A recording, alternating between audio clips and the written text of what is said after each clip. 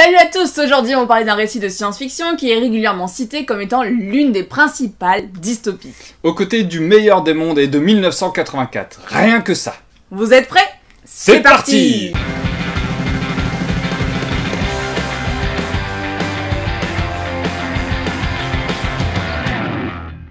Calocaine se situe dans un univers dystopique, mais avant de vous parler de l'histoire du bouquin, je laisse la parole au professeur Timo qui va vous expliquer ce qu'est qu'une dystopie.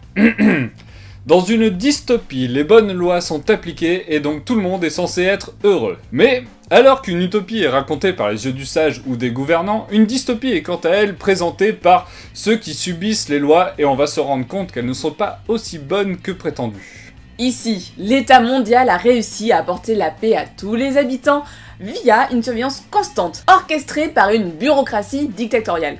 Oui, ce mot n'existe peut-être pas, mais je pense que vous avez compris le principe. On a donc une société où chaque humain, ou plutôt camarade soldat, n'est qu'un élément dans le bon fonctionnement de l'État mondial. Du coup, tout y est réglementé, même les sentiments comme l'amour ou le chagrin. Tout ce qu'on découvre sur ce monde, cet univers, on le fait par le regard de Léo Cal, qui nous décrit son quotidien.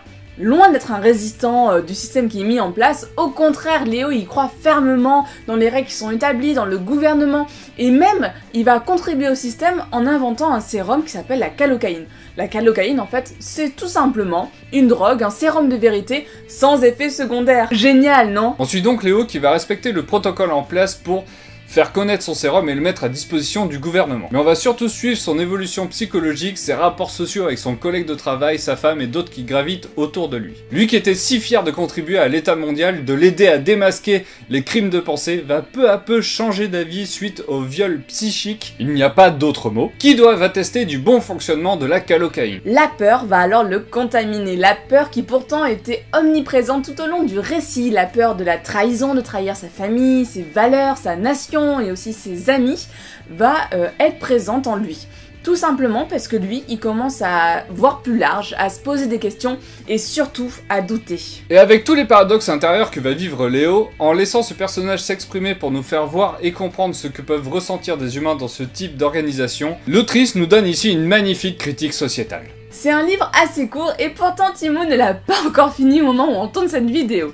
Mais à sa défense, ce n'est pas parce que ce livre est court qu'il se lit facilement. La mise en page n'est pas simple d'accès, ça nous fait des gros pavés sans espace pour que l'œil puisse se reposer, et quand on est fatigué et qu'en plus on est dans son lit, ça fait pas bon ménage. Mais surtout, comme Léo il croit vraiment dans le système qui est mis en place, il va nous raconter son quotidien, va nous le décrire de façon un peu mécanique, un peu comme une machine sans cœur, mais ça, c'est avant que les changements se produisent en lui.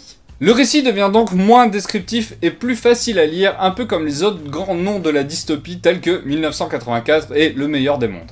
Pour conclure, ce n'est pas un récit que je conseillerais à tout le monde et pourtant ça vaut la peine d'être lu. On espère qu'on vous a donné envie de lire ce livre, si c'est le cas, dites-le nous. Comme d'habitude, n'hésitez pas à nous laisser des commentaires, à partager cette vidéo si elle vous a plu, à mettre aussi des pouces bleus en l'air.